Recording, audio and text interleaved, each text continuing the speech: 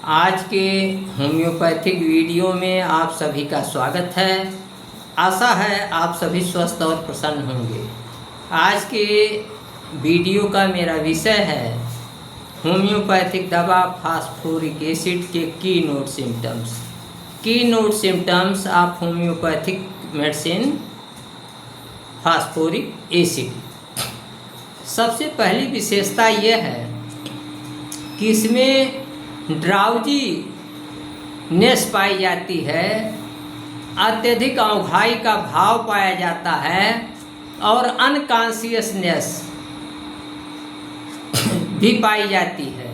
लेकिन ड्राउजीनेस और अनकॉन्शियसनेस के बावजूद रोगी को उसके पूरे होश हवास में जगाया जा सकता है। यानी जब रोगी को जगाया जाता है तो रोगी पूरे होश हवास में रहता है, लेकिन उसे बहुत औंघाई का भाव होता है और अनकॉन्शियसनेस भी होती है। दूसरी बात यह है, जब किसी रोगी को क्रॉनिक इफेक्ट ऑफ ग्रीफ हो, यानी ग्रीफ के कारण, दुख के कारण, पुराने दुख के पुराने दुख के कारण रोगी को कोई परेशानी हो और उसके बाल जो हैं वो सफ़ेद हो जाएं, पुराने दुख बीमारी के कारण अगर रोगी के बाल सफ़ेद हो जाएं और वो रोगी होपलेस हो जाए, आशाहीन हो जाए, उत्साहहीन हो जाए, उसको जीवन भार स्वरूप लगने लगे, हैग्ड लुक हो, उसका चेहरा जो है विकृत दिखाई पड़ता हो, भयग्रस्त दिखाई पड़ता हो, तो ऐसे रोगी की दवा फास्फोरिक एसिड होगी। फास्फोरिक एसिड के रोगी की एक और विशेषता है कि इसके रोगी की बढ़वार बहुत तेज़ी से होती है।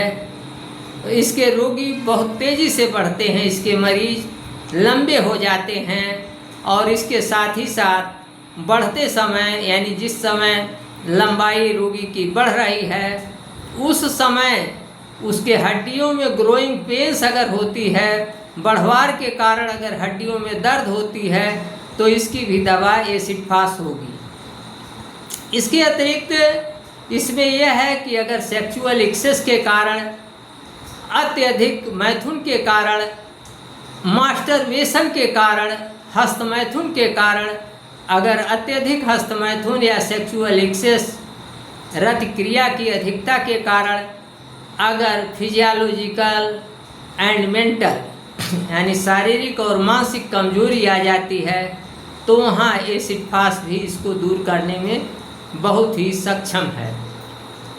एसिड फास के डायरिया की बात यह है, अतिसार की बात यह है कि एसिड फास का डायरिया जो है वाइट इन कलर होता है, वाटरी होता है, पनीला होता है, पेनलेस होता है और पेट फूल जाता है, रंबलिंग भी होती है, घड़ की आवाज़ भी होती है, लेकिन रोगी उतना कमज़ोर नहीं होता है जितना होना चाहिए।